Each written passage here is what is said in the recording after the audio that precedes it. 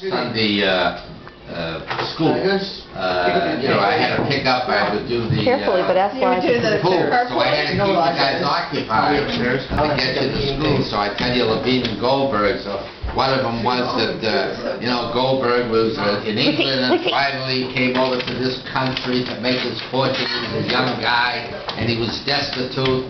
He thought there was going to be gold on the streets, but there was nothing, but he looked nothing except the guy down the street with a little push cart, and he had an apple on the push cart. He says, how do you make, what do you do? He says, well, I have this push cart, and I have an apple, and I sell that apple, and I make a profit. And Goldberg says, well, gee, how do I do that? He says, well, you need a push cart. And then he says, you need an apple. He says, how do I get an apple? The guy says, well, I'll give you an apple. So he gives him an apple, and he comes, he makes a little push cart, and he goes to another corner, and he puts the push cart down, he puts the apple down, and he says, apple, apple, 10 cents an apple. So the fella comes by and says, I'll buy the apple. He gives him a dime. So now he's got a dime. So he runs down to the market, he says, how much can I get for a dime? The fella said, you can get 2 apples. So he buys 2 apples now for the dime. Now he has to push cart, and he says, apples, apples, and another fella comes by and buys 1 apple, another guy buys another. Now he's got 20 cents. And this goes on and on and on. At the end of the year, he had 2 push carts, and he had 200 apples. And he kept building and building, and at the end of 5 years, he had now a little fruit store. And he was selling apples and cucumbers and tomatoes and all the fruits and vegetables. And he was making a living. And by the time he was 30 years old, he got married. And now he was no longer little Goldberg, he was Mr. Goldberg. And he was selling all this fruit. And he became more and more affluent to the point where now he was recognized as a small power in the produce industry. And lo and behold, he started to donate to the various charities, and by the time he was 55 years old, he was recognized as the largest fruit producer and seller in that area. And lo and behold, he's over here now, and Time magazine heard about him, and I sent down someone to interview him. And I forgot the beginning of the story. The beginning of the story was when he went over, go back now to the beginning, and he went over to the country here in order to get started. Before he saw the guy with the apples, he went to apply for a job in a little house there, and it had a red light. And he went in, and they said, well, what's your job? He says, well, we need a bookkeeper. And he says, well, I don't know how to do that. They says, you can't have the job, but here's a nickel. And that's how he bought the first apple. And he couldn't get that job. So now he's in this prison, 55 years old. Time magazine comes, and they interview him to write him up, and he's telling them the story. And he says, well, how do you attribute your great success? You don't know how to read, you're not literate, and yet look at you, you've made a fortune, and you're very philanthropic, and what have you got to say? He says, yeah, he says, it's great, but I'll tell you, if it wasn't for my good luck, I'd still be a bookkeeper in a whorehouse. I mean, it was something like that. And I used to tell him that story when I would take him to the Sunday school. The Sunday school. Oh my God, that's really cool. You are where you are. I remember learning good morals on the way to Sunday school. No, I had to spread out a story to last a half hour. Because there were like 6 or 8 kids to pick up and all along. And you can't keep kids quiet unless you tell them the story. So I had to Well, hang on. This is the same guy who taught us a song about arson and insurance fraud. So, once I had a candy store, business was so bad. I asked my wife what I should do, and this is what she said. Oh, take a little kerosene, spill it on the floor. Make a match, make a scratch, no more candy store. I mean, that is a song that the man taught his children. And his grandchildren. There you go. My kids only sing that when you're with Dad and Sam.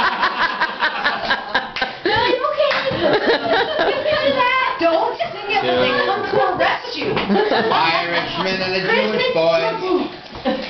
Two Irishmen and a Jewish boy went out for recreation. They took enough supplies along to spend a week's vacation. But they all got lost out in the woods, and it grew so dark and lonely. And finally all of their food ran out, except a piece of bologna. One of them said as he picked up his knife, "There's no use in us a-carving, but there won't be enough for this little piece to keep us all from starving. So I suggest that we go to sleep, and tomorrow," said Mahoney, "whoever has the nicest dream wins the piece of bologna." The following morning when they awoke, 7:15, the first one said, "I had a dream. I dreamt I died and went to heaven. St. Peter met me at the gate, riding on a pony. Now I don't think you can beat that dream, so I win the bologna." The second one said, "I had a dream too, and mine was even neater. I also died and went to heaven, welcomed by St. Peter. He rushed to me, he held out his hand and said, 'Hello, Maloney.' Now I don't think you can beat that dream, and I win the bologna." The little Jewish boy said, "I also dreamed. I dreamt that couldn't be sweeter. I saw you both go up to heaven, welcomed by St. Peter. I waited and waited and waited around, but then I got so lonely, I didn't think you were coming back. So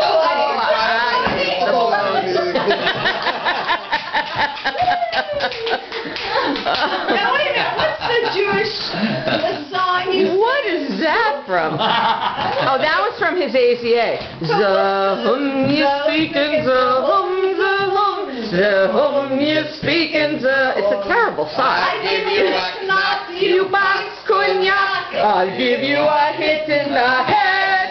You really ought to be dead. So go take a hike, you dirty big kike. Isn't that a lovely song to sing to your children? There's also from Sunday school. That's the eating song. The Zup.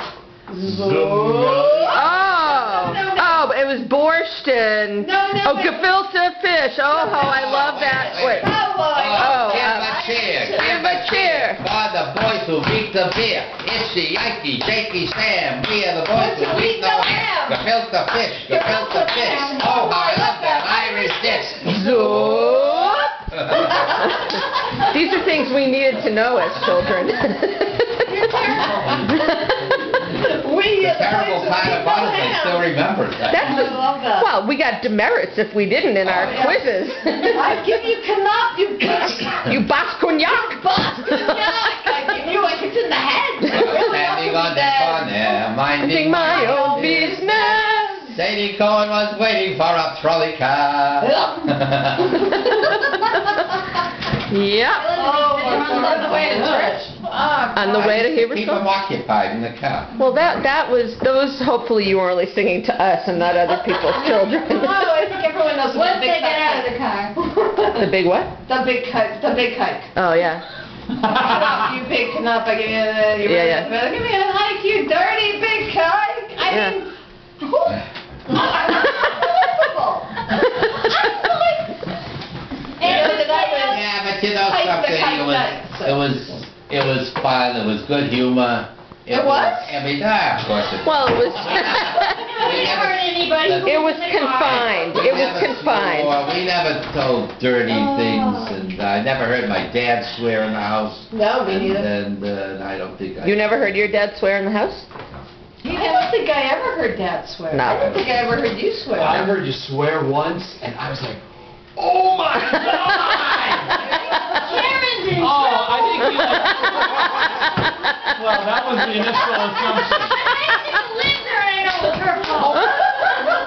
Yeah, but you take a Sunday, I'd go to the gym and I'd come home and I'd pick up we'd go down to the delicatessen, Foxy's, and I just spoke to Bertie last week. Really? Yeah. Bertie at Foxy's? Bernie's on Facebook. And I'd pick up a couple of pounds of roast beef and corned beef for their lunches that week in school. That's true. Yeah, I remember that. Best lunches in the world. We had we had these great deli sandwiches every day on corned beef, Well, I on own rye. 10% of that. And they were unrefrigerated for the 3 hours. Absolutely. And you were worried about milk in 45 degrees? I went down to visit, we went to visit Eva, my Aunt Eva. So coming back, we were driving on the Worcester Turnpike, so I was trying to tell Charlotte, as we passed Shrewsbury, about the Tacit Beach region. Oh my God, was that in Shrewsbury? I was trying to figure out where that was. I remember How we would Tacit go there Beach. on a I know Sunday. where it was, but you know where. This is the Tacit Beach.